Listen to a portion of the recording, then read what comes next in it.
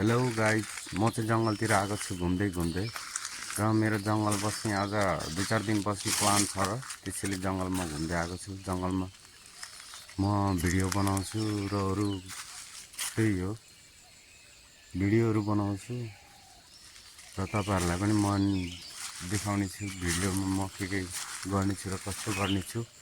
Guys, video लास्टसम्म हेर्नु होला। र भिडियोको लागि मैले सामानहरू यो बोकेर हिँडेको छु। पुरा देख्न सक्नुहुन्छ यत्रो सामान छ। अब मेरो एउटा भिडियो बनाउनको लागि कति टाइम लाग्छ, पानी हुँदैन, त्यसैले पुरै व्यवस्थाको साथ गएको छु। र गाइस हेर्नुहुन्छ दृश्यहरू यहाँ चाहिँ यस्तो रहेछ। अब त्यसपछि चाहिँ म डाँडाको या बाटोबाट जाँदैछु। भिडियो गर्नलाई अलिक अप्ठ्यारो हुन्छ, त्यसैले म भिडियो गर्दिनँ। यो ठाउँमा पुगेपछि गाइजहरूलाई देखाउने छु। बिहानदेखि लागेको छु, अहिलेसम्म पनि एउटै काम भइरहेको छैन। वहाँनिर यताबाट गएर चाहिँ खोला टाढा छ, उता मात्र बाँस पाइन्छ। अनि त्यसै आयो उकालो चढेर यत्रो टाढा आएर मेरो हालत हेर्नु गाइस। सामानहरू यता यस्तो सरपष्ट छ। अब चाहिँ नास्ता गर्नु पर्यो जस्तो लागिरहेको छ, बसिरहेको छु। तर मेरो यो मेमोरी चाहिँ यहाँ म सुट गरिरहेको थिएँ, मेमोरीमा चाहिँ रेकर्ड भएकै रहेनछ भिडियोको लागि। यत्रो मेमोरी हो, 256 जिबीको मेमोरी, यत्रो 4000 को मेमोरी भयो। मलाई घाटा लाग्यो किनेर ल्याएको। यो यसमा लाग्दै लागेको पक्रिँदैन छ। काम चाहिँ चलिरहेछ गाइस। जङ्गलमा आएपछि सुरक्षित साथ बस्नुपर्छ, त्यसैले म चाहिँ यहाँ बस्ने ठाउँ बनाइरहेको छु। यो चाहिँ पुरा मैले किल्ला गाडेर यति गरिसकेँ, बिस्तारै गरिरहेको छु। र म यहीँ बस्ने ठाउँ बनाएर जङ्गलमा कति दिनसम्म रात मेरो कट्ने छ तपाईँहरूलाई म देखाउने छु। चाहिँ गाइज भिडियो बनाउनलाई अलिक टाइम मिलेन। यहाँनिर हेर्नुहुन्छ यति अलिक सेफ्टीको साथ बस्नको लागि ठाउँ बनाउँदै ढिलो भयो, त्यसैले भिडियो बनाउन पाइनँ। भोलिदेखि अलिक राम्रो बनाउँछु। तर आज रात यी कटाउने छु र राति पनि तपाईँहरूलाई देखाउने छु। भिडियो हेर्नु होला लास्टसम्म। अहिले हेर्नु जङ्गल कति टाढा छ। म चारैतिर हेर्नु, चारैतिर हेर्नु, यस्तो छ अवस्था गाइज। ल गाइज, आगो सागो बालियो अनि यो चाहिँ चुलो हो गाइज। अनि बस्ने ठाउँ चाहिँ वहाँ छ उता माथि। पुरै सामानहरू यस्तो माथि जङ्गलमा गाइज देख्नुहुन्छ। कतै छ लाइट कतै छ, लाइट कतै छ। यत्रो डाँडाबाट कहीँ देखिन्छ। उतातिर बाघ पनि कराए जस्तो वहाँ गर्दै थियो, बाँदर पनि कराइरहेको थियो त्यो साइडतिर। त्यही भएर आगो अलिक पुरै बालेको गाइज। खाना पाकिरहेको छ यता चाहिँ गाइज। यता चाहिँ आगो बलिरहेछ। उता तल खोल्सीतिर उतातिर खसाखुसु के कराउँछ। म त यहाँ बसिरहेको छु गाइज, डर त लागेको छैन। म चाहिँ गाइज पानी लिन आएको थिएँ। यो कुवा हेर्न सक्नुहुन्छ, मैले अहिले भर्खर खनेको। यो पुरै खोल्सीमा आएको अँध्यारोमा। अनि पानी भर्दैछु, एउटामा भरिसक्यो, एउटामा बाँकी छ। यहाँनिर एउटा चेपामा यत्रो बबाट पुरै बसिरहेको रहेछ। म देखाउँछु है गाइज तपाईँहरूलाई। ल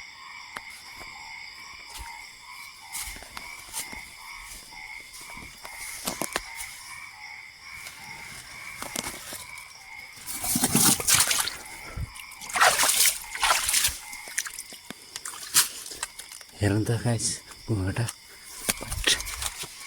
कत्रो भयो।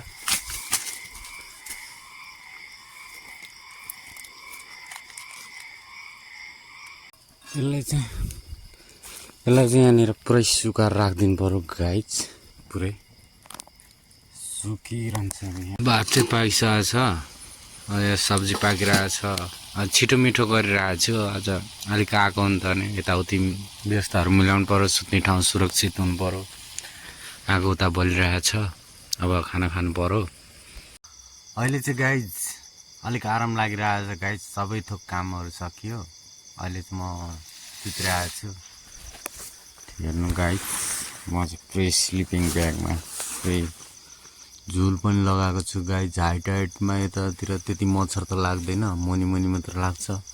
त्यहाँबाट लाइटको फक्स छ अनि म चाहिँ पुरै सुतिरहेको छु गाइस। अहिले रातिको 10:30 जति भइसक्यो।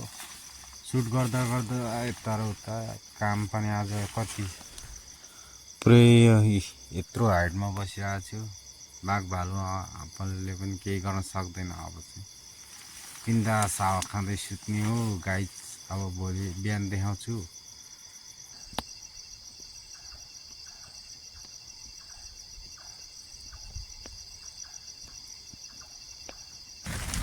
गाइस हेर्न सक्नुहुन्छ पुरै सामानहरूको अलपत्र छ। यस्तो पानी परेर पुरै हेर्नु मुनि आइसकेको छु म। यहाँ त यस्तो छ। सामान जोगाउनको लागि बाफ यति हतार भयो कि भिडियो गर्न सकिनँ। अहिले त अलिक पानी कम भयो। अघि त बाफ म भिजेर हेर्नु न गाइस। निन्द्राको बेला यस्तो हालत बनाइदियो मलाई यहाँ जङ्गलमा भिजक। चम्मे लागिरह के गर्नु गाइस। अब पानी अझै बढ्ला जस्तो छ। अघि त झन् धेरै आइरहेको थियो, अहिले अलिक कम भएको छ। यो छाता चाहिँ गाइस मैले अगाडि नै लिएर आएको थिएँ। अलिक बिग्रेको थियो र देखाएको थिइनँ मैले भिडियोमा चाहिँ। तर राति पानी परेर चाहिँ देखाएँ मैले यो छातालाई चाहिँ। म चाहिँ अहिले यो भुइँमा सुतिरहेको छु गाइस, तल मिलाएर पानीमा। लुगा पनि फेरिसकेँ, सबै चिज भिजेर ढुट्टो। पानी फेरि पर्न खोजिरहेछ। पुरै आकाश यस्तो भइरहेछ गाइस।